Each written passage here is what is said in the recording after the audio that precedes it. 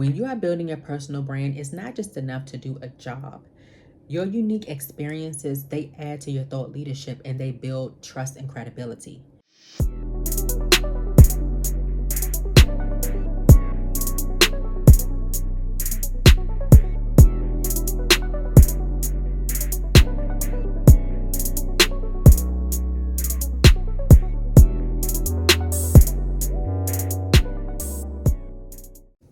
Hi, I'm Toni S. Brown, personal brand strategist and designer.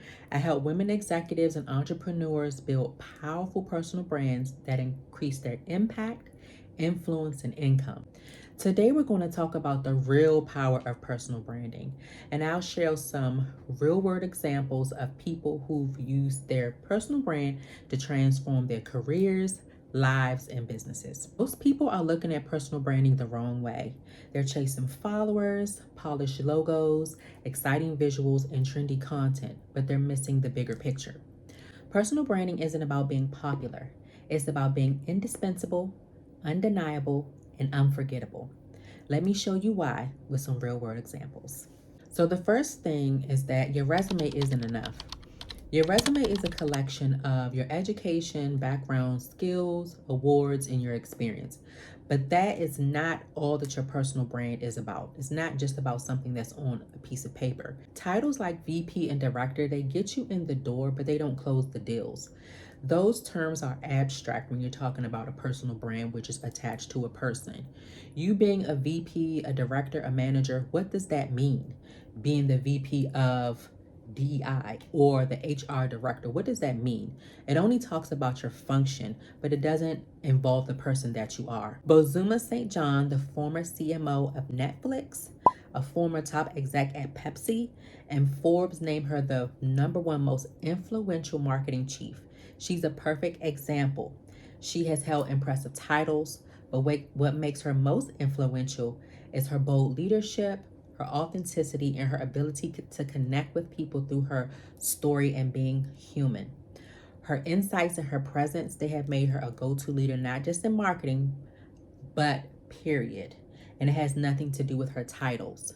So when it comes to your resume and your titles and having those things come up off of a piece of paper, they don't really define you. They only talk about the roles and the functions that you perform. So here's the thing. When you are building your personal brand, it's not just enough to do a job. Your unique experiences, they add to your thought leadership and they build trust and credibility. Your resume also isn't enough to increase your visibility. So in Bozuma's case, she had frequent speaking engagements, so she was even on South by Southwest, and it increased her visibility and it showed that she was influential. It helped grow her influence again beyond her resume. Also, with her conversations on leadership, diversity, and inclusion, it really put her in a place where her voice is indispensable. And so that anytime that she speaks, people listen. She is a powerful, strong, and engaging leader. Another misconception about personal branding is that businesses only work with other businesses, but that's not true. Businesses work with people that they can trust. People are naturally drawn to people, not just faceless companies. And so when you have someone who is a leader or an entrepreneur, they're actually bridging the gap between that trust with authentic engagement, and it makes them more personal and relatable. Tabitha Brown is one of those examples. She has positioned herself with this unique voice and this huge personality, which blends in humor, health, life, and love with powerful lessons.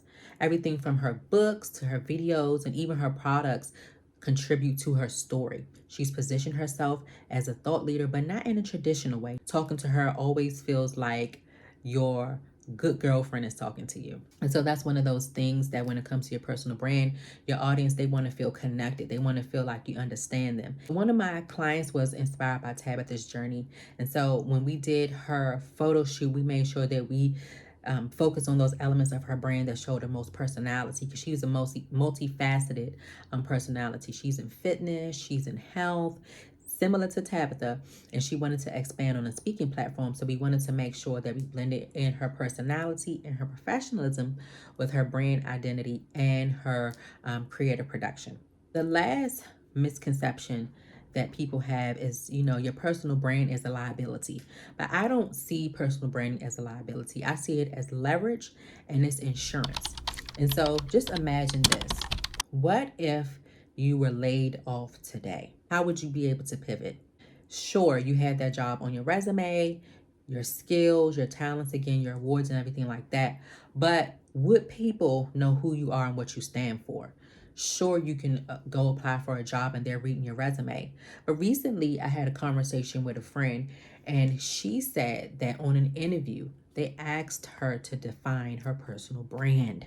On an interview on a job with a company, they asked about her personal brand. Imagine if you don't have a personal brand and you're in that interview and it's like, I have no clue. And so your personal brand is your leverage. So whether you're trying for that job or you get laid off, it's your leverage. And it's something that you take with you. Your company, the company doesn't own your skills, your talents, your abilities, the results that you've achieved. Though that goes into your personal brand briefcase. The real world example that I was thinking about was Issa Rae. And so before she became a household name and was sought after in movies and things like that, she created her own lane with the series Awkward Black Girl. And her personal brand was centered around being authentic and relatable, and it gave her enough leverage to pivot into Hollywood. And now she's an entrepreneur and she owns her own production company. When you're talking about amassing leverage for your brand, it's important that you build a network before you need it. And so, say you are at a corporate job, your coworkers, they might not be your network. You might have to go to networking events and go to other conferences, whether they're related to your industry or not, so that you can build your own network, your own personal board.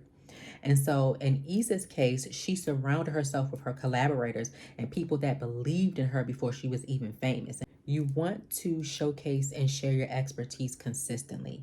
And so in Issa's case, even as her career skyrocketed, she remained active on social media. So the same thing with you, no matter what social media platform you're on, say if you're on LinkedIn, LinkedIn is a perfect place to showcase your professionalism, your thoughts about things, and your thought leadership, whether they relate to your job or not.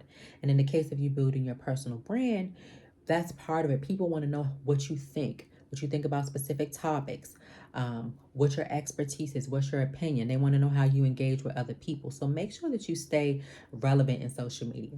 And I know that it's tough. I know even for me, this is my first YouTube video in about 4 years, but this topic of personal branding is so important to me that I just have to have my notes and just going with it, because it's that important to me that people like myself and like you and others out there understand personal branding. It's not something that's unattainable.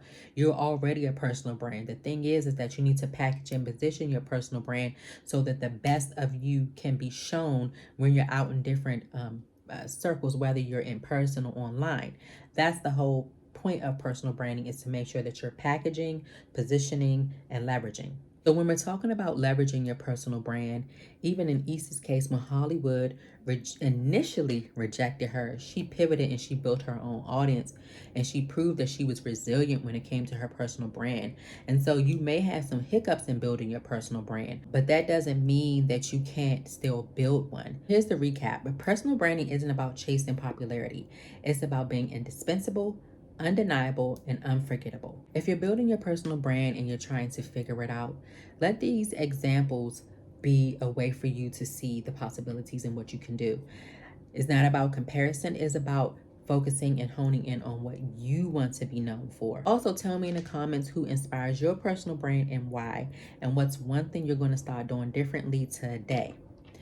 Thanks for watching, and remember that there's power in your personal brand and you are worthy.